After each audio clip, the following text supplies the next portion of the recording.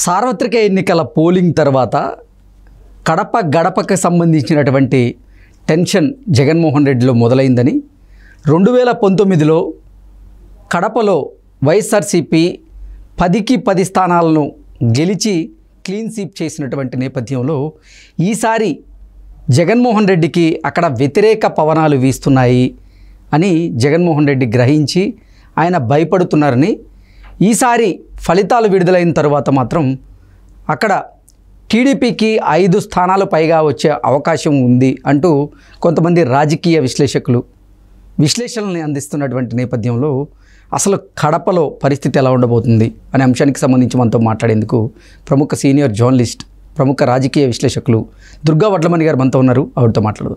దుర్గారు నమస్తే. నమస్తే. దుర్గారు, 2019లో కడపలో వైసీపీ 10 స్థానాలను కైవసం చేసుకుంది, క్లీన్ స్వీప్ చేసింది. అయితే 2024లో పరిస్థితి దానికి కొంచెం భిన్నంగా ఉందని, అక్కడ జగన్మోహన్ రెడ్డికి వ్యతిరేక పవనాలు వీస్తున్నాయి కాబట్టి ఆ 10 స్థానాల్లో 5 స్థానాలు ఈసారి టీడీపీ కూటమి కైవసం చేసుకోబోతుంది అంటూ రకరకాలుగా కొన్ని వార్తలు వస్తూ ఉన్న నేపథ్యంలో జగన్మోహన్ రెడ్డిని ఆ అంశం భయపెడుతోంది అంటూ మనం వింటూ ఉన్నాం. కొన్ని వార్తలు కూడా వస్తున్నాయి. ఈసారి అసలు కడపలో పరిస్థితి ఎలా ఉండబోతోంది అంటే ఏం చెప్తారు? అసలు ఇప్పుడు మనం ఓవరాల్గా చూసుకుంటే ఈసారి ఎన్నికలు మనం చెప్పుకున్నట్టుగా పవనాలు ఒకవైపే వీస్తున్నట్టుగా తోస్తోంది. బికాజ్ ఇప్పటికి మనం ఒక 20 సర్వేల దాకా చూసాము, విన్నాము, దాని గురించి మాట్లాడుకున్నాము. ఏ సర్వే చూసినా అలాగే ఉంది. ఇవాళ పల్స్ అనలిస్ట్ యాదవ్ అనే ఆయన కూడా అదే మాట చెప్పాడు. ఆయన అయితే ఆయన 15 సీట్లు అన్నాడు, ఎంపీ సీట్లు ఫర్ తెలుగుదేశం కూటమి. ఇవి వచ్చి 130 దాకా వస్తాయన్నట్టుగా చెప్పాడు ఆయన, ఇది అసెంబ్లీ స్థానాలు. అయితే ఓవరాల్గా చూసుకుంటే మనం కడప ఈసారి హోరాహోరీగా సాగింది. దానికి కారణం కూటమి పక్క అయితే వీటన్నింటినీ మించి ఆయన చెల్లెళ్ళు ఆయనకి వ్యతిరేకంగా ఉండడంతో కడప రాజకీయాలు బాగా వేడెక్కాయి.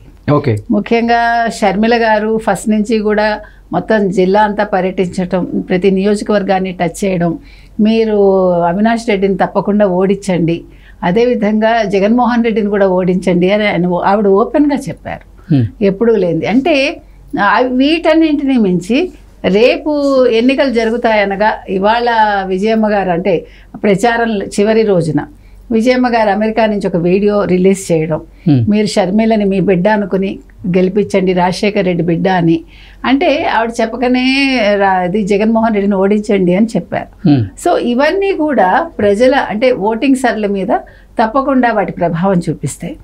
గత ఎన్నికలు వేరు. గత ఎన్నికలు అసలు వైసీపీ వాళ్ళే ఊహించిన విధంగా 151 వచ్చాయి వాళ్ళకి.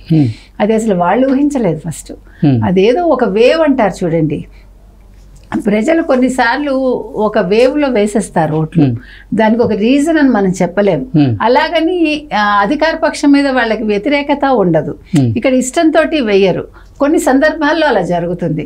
సో ఆ రకంగా వీళ్ళు ఈసారి మాత్రం ఇక్కడ వేవు లేదు, పులివెందుల వాళ్ళకి గెలిచే అవకాశాలు ఉన్నాయి. అయితే రాజంపేట కష్టమే వాళ్ళకి, మైదుకూరు కూడా కష్టమని అంటున్నారు. కొన్ని నియోజకవర్గాలు చూసుకుంటే ఈసారి అసలు అంటే కడప జిల్లాలో జగన్మోహన్ రెడ్డికి వ్యతిరేక పవనాలు వీయడం వల్ల మైదుకూరు, కమలాపురం, అలాగే ప్రొద్దుటూరు, ఇలా కొన్ని అసెంబ్లీ నియోజకవర్గాల్లో ఈసారి కూటమి సత్తా చాటబోతుంది. అక్కడ కూటమి అభ్యర్థులే గెలవబోతున్నారు.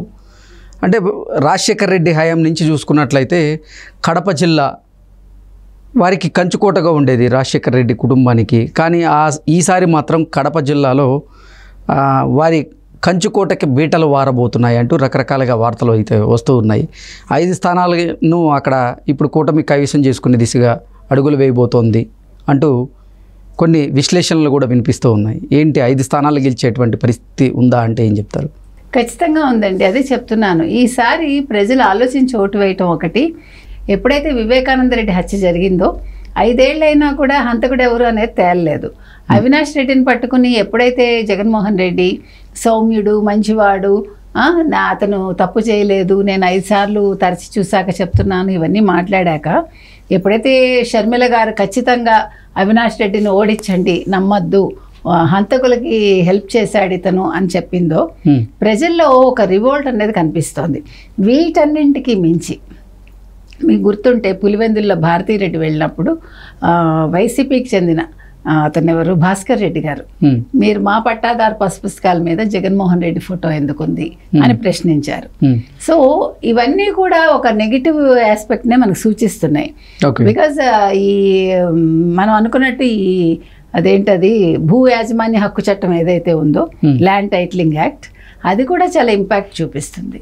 అంటే వీళ్ళ తప్పిదాలు కొన్ని, తెచ్చిపెట్టుకున్నవి కొన్ని, ప్రజల్లో ఉన్న వ్యతిరేకత, తర్వాత కూటమి మీద ఉండే కొంచెం అంటే ఆ గాలి మారడం, తర్వాత షర్మిల చేసిన ప్రచారం, ఆవిడ ఇండైరెక్ట్గా నాకు వెయ్యండి, అదే పరిస్థితుల్లో జగన్మోహన్ రెడ్డికి వేయకండి, వేస్తే కూటమికి వేయండి అన్నట్టుగానే ఆవిడ ఇండైరెక్ట్గా చెప్పినట్టుగా ప్రజలు నమ్మి ఉండొచ్చు. కాబట్టి ఖచ్చితంగా తెలుగుదేశం కూటమికి 5 స్థానాలు అయితే ఖచ్చితంగా వస్తాయండి. అదేవిధంగా షర్మిల నెగ్గుతారు, తర్వాత మీరు చెప్పినట్టుగా అవినాష్ రెడ్డి ఓడిపోతారు, జగన్మోహన్ రెడ్డి చాలా తక్కువ మెజారిటీతో నెగ్గే అవకాశం అయితే కనిపిస్తుంది. అంతే. 5 అసెంబ్లీ నియోజకవర్గాలు అన్నారు కదా, ఏ అసెంబ్లీ నియోజకవర్గాల్లో కూటమి అభ్యర్థులు నెగ్గే అవకాశం ఉందంటే ఏం చెప్తారు? అదే మనం అనుకున్నట్టు జమ్మలమడుగు కావచ్చు, మైదుకూరు కావచ్చు, రాజంపేట కావచ్చు, తర్వాత కమలాపురం, ఇట్లా తీసుకుంటే ప్రొద్దుటూరు కూడా. అంటే అసలు ఫస్ట్ నుంచి కూడా అన్ని సర్వేల్లో కూడా కడప జిల్లాలో ఉన్నటువంటి 10 అసెంబ్లీ నియోజకవర్గాల్లో ప్రొద్దుటూరు ఈసారి కూటమి అభ్యర్థి గెలవబోతున్నారంటూ చెప్పిన నేపథ్యంలో ఫస్ట్ అంటే కడపలో ఉన్నటువంటి ఆ 10 స్థానాల్లో ఫస్ట్ పోయేది ప్రొద్దుటూరు పోతుంది వైసీపీకి అంటూ చెప్తూ వస్తున్నారు. సో ఫస్ట్ సీటు మీరు అక్కడ గెలవబోయేది ప్రొద్దుటూరా అంటే ఏం చెప్తారు? ఖచ్చితంగా అండి. అంటే ఇక్కడ ఏమైందంటే వ్యాపారస్తులు కూడా ఒక నెగిటివ్ ఇదిలో ఉన్నారు.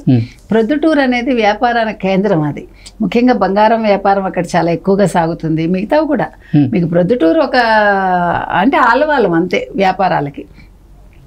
ఎప్పుడైతే జగన్మోహన్ రెడ్డి తీరు నచ్చట్లేదో, ఇప్పుడు కాంట్రాక్టర్లు కావచ్చు, వ్యాపారస్తులు కావచ్చు, చిన్న చిన్న వ్యాపారస్తులు కూడా అందరూ అక్కడ అభివృద్ధి లేదు, మళ్ళీ నీళ్లు సరిగా లేవు ఈసారి కడప నియోజకవర్గంలో. దాని మీద కూడా షర్మిల కూడా మాట్లాడారు, చాలా స్కార్సిటీ ఉందని.